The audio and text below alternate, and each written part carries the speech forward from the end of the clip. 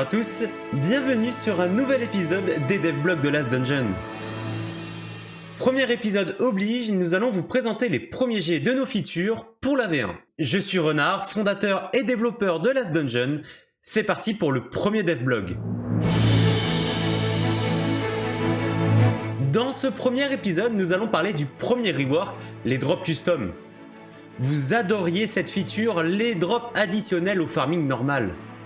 Tout a été revisité. Les textures ont été changées et les taux de drop modifiés afin de ne plus crouler sur les éléments custom. Ils seront tous vendables ou utilisables afin de ne pas avoir à les stocker indéfiniment. Vous pourrez découvrir les nouvelles textures à la sortie. Pour la suite, je vous laisse avec Yoru afin de vous présenter les nations ainsi que les différents panels. Bonjour à tous, je m'appelle Yoru et je suis l'un des développeurs de Last Dungeon. Et dans ce devlog, je vais aborder le système de nations. Pour commencer, une nation, c'est quoi? C'est une zone délimitée, infranchissable, sur laquelle vous pourrez faire ce que vous souhaitez. Ce sera votre base.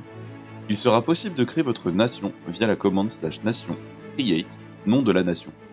Vous sera proposé de choisir un type de monde souhaité pour celle-ci.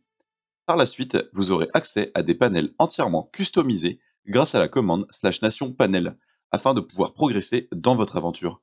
Vous pourrez y retrouver les paramètres, les bordures, les permissions, les membres, la banque et les améliorations. Les trois premiers onglets, paramètres, bordures et permissions, vous permettront de customiser le fonctionnement sur votre nation. Dans l'onglet paramètres, vous pourrez par exemple empêcher les explosions de creepers ou bien encore les poulets de pondre. Dans l'onglet bordure, vous pourrez modifier la couleur de votre bordure ou bien la désactiver. Dans l'onglet permissions, vous pourrez modifier facilement les accès des différents rôles de nations existants, comme par exemple autoriser la pêche pour les visiteurs. Dans l'onglet membres, vous pourrez gérer les droits des joueurs sur votre nation.